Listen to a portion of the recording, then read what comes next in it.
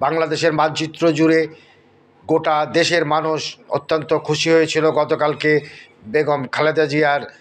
সশস্ত্র বাহিনী দিবস উপলক্ষে সেনানী বাহিনী কর্তৃক আয়োজিত অনুষ্ঠানে তাকে আমন্ত্রণ জানানোর জন্য এবং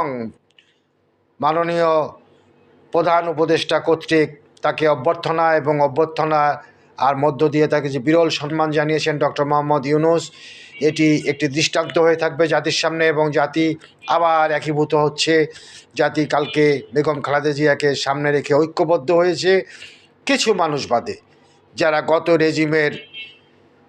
সুবিধাভোগী ছিল তারা বাদে গোটা দেশের মানুষ গতকালকে খুশি হয়েছে। সশস্ত্র বাহিনীকে তারা ধন্যবাদ জানিয়েছে, দেশপ্রেমিক সশস্ত্র বাহিনীকে এবং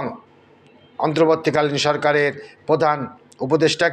উপদেষ্টা তিনজনকে, নাহিদকে, সার্জিস আলমকে, মাহফুজ আলমকে